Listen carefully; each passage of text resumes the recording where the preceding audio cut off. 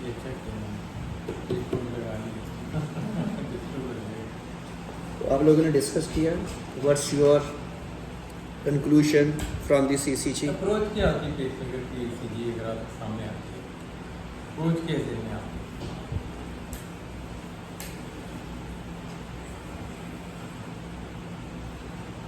सबसे कैसे पता चलेगा कि पेसमेकर की ईसीजी वेरी गुड। तो you can appreciate the pacing artifacts, okay that's fine. तो जो पेसिंग आर्टिफैक्ट है और जो क्यूआरएस का ऑनसेट है उसके दरमियान एक आइसोइलेक्ट्रिक लाइन है, ठीक हो गया। लेकिन जो पेसिंग आर्टिफैक्ट है उसके बाद कोई एट्रियल डीपोलराइजेशन का एविडेंस नहीं है, ठीक हो गया। तो सबसे इम्पॉर्टेंट चीज़ ये है एग्जाम में कि पेसिंग आर्टिफैक्ट है सिंगल चैम्बर की सेटिंग्स में है, एएआई या वीवीआई या डुअल चैम्बर की सेटिंग्स में, ठीक हो गया। तो यहाँ पे अगर एक पेसिंग आर्टिफैक्ट है और उसके बाद एक आइसोइलेक्ट्रिक लाइन है और पेसिंग आर्टिफैक्ट के बाद आइसोइलेक्ट्रिक लाइन और क्यूआरएस थ्रू आउट यूनिफॉर्म है, थ्रू आउट यूनिफॉर्म है कि मतलब आपका वो इंटरवल फिक्स है। पेसिंग आर्टिफैक्ट भी अपनी जगह, क्यूआरएस भी अपनी जगह, पेसिंग आर्टिफैक्ट को क्यूआरएस वो भी अपनी जगह, एग्री। तो इसका मतलब है डुअल चैम्बर सोचना चाहिए। अब अगला क्वेश्चन, अच्छा अगर डुअल चैम्बर है तो पेसिंग आर्टिफैक्ट वी से पहले है, वी से पहले है, वेरी गुड। तो V3 में भी तो अच्छा लग रहा है, V4 में भी लग रहा है, तो वेरी गुड। जैसे सर ने कहा तो एक चीज़ कंफर्म होगी कि V पेस इज ओके, क्या ख्याल है? तो वेंट्रिकुलर का V पेस इज ओके। अब हमने अगला क्वेश्चन ये है कि ये जो A पेस हो रहा है वो अपने इंटरवल पे हो रहा है, ना उससे पहले P वेव नज़र आ रही है ना उसके बाद P वेव नज़र आ रही है। तो ना एट्रियल अंडर सेंसिंग, अगर एट्रियल अंडर सेंसिंग होती तो P वेव उससे पहले आ जाती और उसको नहीं देखता। ओवर सेंसिंग होती तो पेसिंग आर्टिफैक्ट ही नहीं आता। तो इसको आपने ऐसे याद रखना, over sensing mean under pacing, under pacing mean कि पेसिंग आर्टिफैक्ट नहीं आएगा, under sensing mean over pacing कि ज़्यादा पेसिंग आर्टिफैक्ट आएगा। तो जब भी पेसिंग आर्टिफैक्ट फेंका जाए तो उसका एविडेंस डीपोलराइजेशन का ना आए तो क्या क्या पॉसिबिलिटीज हो सकती है? Failure to capture. चलो फेलियर टू कैप्चर अगर हो तो फिर उसमें क्या है, कहीं ना कहीं तो पी वेव नज़र आनी चाहिए ना। अगर फेलियर टू कैप्चर हो और वो पी वेव को उसने कैप्चर नहीं किया तो फिर कहीं ना कहीं तो पी वेव आनी चाहिए कि नहीं आनी चाहिए? आनी चाहिए ना। तो कहीं पी वेव नज़र आ रही है आपको? फिर क्यूआरएस के बाद तो नहीं है। अच्छा अगर एक आपने कभी एमरजेंसी में हो कि अच्छा सर इसको टीपीएम डला हुआ है और पेशेंट एक्सपायर कर गया और पेसिंग आर्टिफैक्ट आ रही होती है और बंदा कुछ नहीं है, वो क्यों होता है? उसका क्या मतलब होता है? आपने पेसिंग आर्टिफैक्ट फेंका, मायोकार्डियम में जान ही नहीं है तो उसका evidence of depolarization action potential आएगा। अगर एट्रिया आपका स्टिल है, स्टैंड स्टिल है, ठीक है, मायोपैथिक है एट्रिया, आपने पेसिंग आर्टिफैक्ट फेंका, ठीक है ना, और पी वेव कब बनेगी? जब उसमें कोई जान होगी। डीपोलराइजेशन के बाद कंट्रैक्शन होती है, ठीक हो गया ना। तो डीपोलराइजेशन और कंट्रैक्शन में आपको पी वेव नज़र आएगी ना।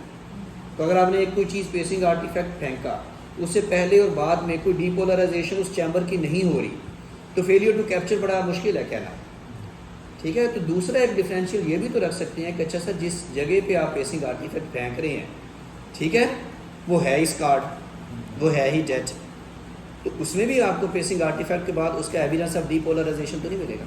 सपोज आपने कहा सर ये पेसिंग आर्टिफैक्ट है तो क्यूआरएस बन गया ना, तो इसका मतलब वेंट्रिकल्स आर फाइन, वो आपकी पंपिंग कर रहे हैं, तो वेंट्रिकुलर कैप्चर ठीक है, आउटपुट ठीक है, पेसिंग आर्टिफैक्ट का उसके साथ रिलेशनशिप है, यहाँ पे नहीं है, सही।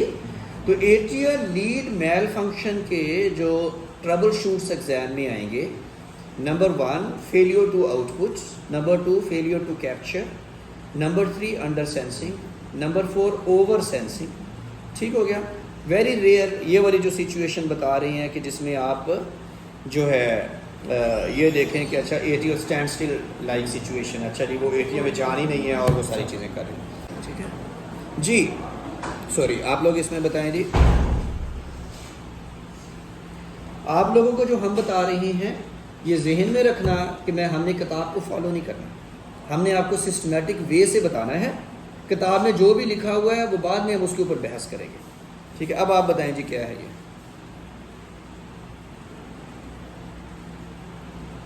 एग्जाम, उसके क्या क्या ऑप्शंस थे? हाँ वो निकालो बेटा। सिंड्रोम क्या है, इसने क्यों कहा पेसमेकर सिंड्रोम? नहीं, मैंने जो आपको कहा कि एट्रियम में जान ही नहीं है, जो बेसिक आर्टिफैक्ट फेंक रहा है, एट्रियल मायोपैथी है और उसको वो कैप्चर ही नहीं कर रहा, ठीक है। वो पेसमेकर सिंड्रोम कैसे कहेगा? वो तब कहेगा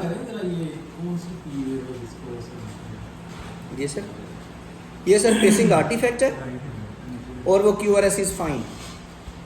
यहाँ पे पेसिंग आर्टिफैक्ट है और उसके बाद कोई चीज़ नहीं है। ये रेट्रोग्रेड पी आ रही है। हाँ, अब हमने ये पहले भी डिफरेंशियल रखा था। जब आप इस तरह का करते हैं ना इमरान में रिट्रोग्रेड, तो वो रिट्रोग्रेड पी वेव कहाँ पे आएगी? एंड ऑफ QRS पे आनी चाहिए या यहाँ पे आनी चाहिए?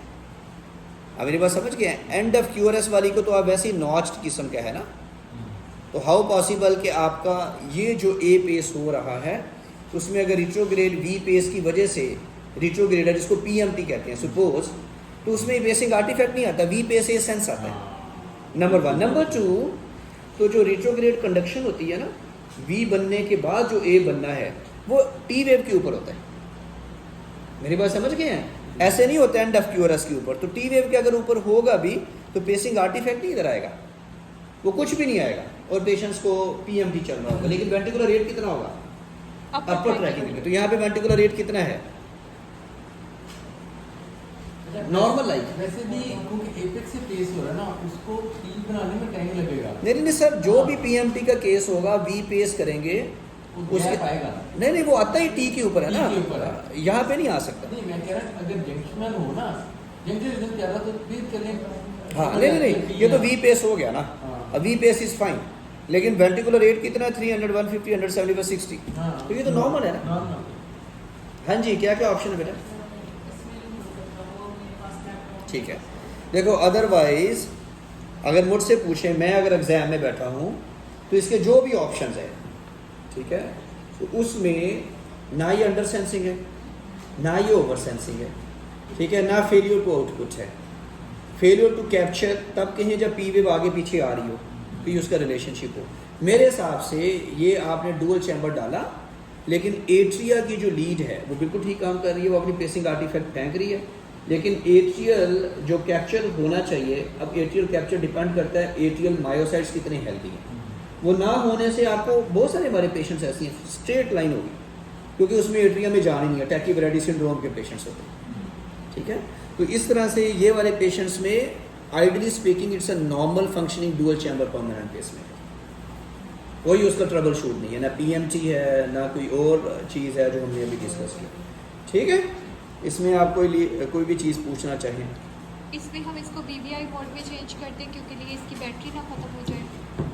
क्या चीज़? सकते हैं कि अगर हम इसको BBI मोड में चेंज कर दें, क्योंकि बैटरी को पेस तो कर रहे हैं ना, तो उसकी बैटरी तो ज़ाया हो रही है। ये डिपेंड करता है। जैसे आपने कहा कि 90% आपकी बात बिल्कुल ठीक है कि हाउ पॉसिबल कि आप एट्रिया में हाई आउटपुट के ऊपर भी आपको कोई पी वेव नज़र नहीं आ रही है, लेकिन इसमें यह क्वेश्चन हो सकता है कि इसका अंडरलाइंग रिदम क्या है। अगर तो ये टोटल पेसमेकर डिपेंडेंट पेशेंट है और अंडरलाइंग एट्रियल फिब्रिलेशन है, 600 एट्रियल रेट की वजह से वो जान ही नहीं है उनमें और आप कुछ नहीं कर सकते, तो अगर आप इसका ए तो ख़त्म करेंगे, नेक्स्ट क्वेश्चन ये होगा कि जब आप इसको वी पेस करेंगे और वो 99 होगा तो पेसमेकर इंड्यूस्ड कार्डियोमायोपैथी होगी। तो इसके लिए एडवांस लेवल क्वेश्चन ये होता है कि इनमें कंडक्शन सिस्टम पेसिंग या बाईवी पेसिंग नीचे हो रही होती है नैरो QRS के लिए, अगर ये पेशेंट टोटल पेसमेकर डिपेंडेंट हो तो। अदरवाइज सिंगल चैम्बर भी आप स्विच कर दें शॉर्ट टर्म, लेकिन अगर अंडरलाइंग साइनस नोड डिसफंक्शन है टैकीब्रैडी, तो आप पहले देख लें कि हो सकता है इसको वी पेस की भी जरूरत ना पड़ रही हो और आप बाई फोर्स उसको वी पेस करवा रहे हैं, तो आप इसको VBI मोड 40 के ऊपर अंडरलाइंग रिदम देखें। अगर वो एट्रियल फिब्रिलेशन है और उसका एस्केप रिदम वेंट्रिकुलर रेट 70-80 है तो आप उसको हिस्टेरेसिस दे दें, और अगर आप देखें कि नहीं उसका एट्रियल फिब्रिलेशन है, स्लो वेंट्रिकुलर रेट है 40-50 का, तो उसको VBI के ऊपर है, प्रोवाइडेड कि उसका इजेक्शन फ्रैक्शन ना हो। ठीक हो गया? तो इस तरह के पेशेंट्स में ये ऑप्शन होता है।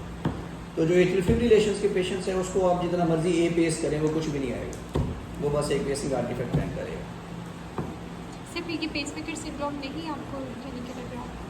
पेसमेकर सिंड्रोम तब होगा अगर आप इसको ये कहें कि आपको यहाँ पे पी वेव नज़र आ रही है और QRS भी आपको नज़र आ रहा है, तो लोगों का कॉन्सेप्ट है कि पेसमेकर सिंड्रोम सिंगल में होता है, डुअल में भी होता है, ठीक है। लेकिन पेसमेकर इंड्यूस्ड कार्डियोमायोपैथी ज़्यादा कॉमन है डुअल चैम्बर में, सिंगल चैम्बर में ज़्यादा पेसमेकर सिंड्रोम होता है। तो मैं इससे डिसएग्री करूँगा कि डुअल चैम्बर का नॉर्मल फंक्शन दिखा के पेसमेकर सिंड्रोम पूछा जाए तो उसकी कुछ सेंस नहीं बनती। या आप ऐसे कर लें कि इसको ख़त्म कर दें, पेसिंग ए पेस को ख़त्म कर दें, पेसमेकर सिंड्रोम कैसे बनेगा?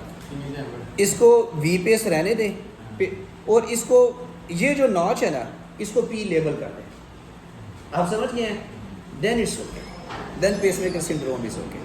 We pace 100%, P wave retrograde, A pace no A pace, single chamber डला हुआ, तो yes then pacemaker syndrome is fine आपके लेवल में, देन इट्स फाइन। अदरवाइज आपके साथ ज्यादती है, ये पहले भी डॉक्टर साहब ने ज्यादती की है, सही कह रहा हूँ मैं, और ये भी ज्यादती की है। मैं वही कह रहा था कि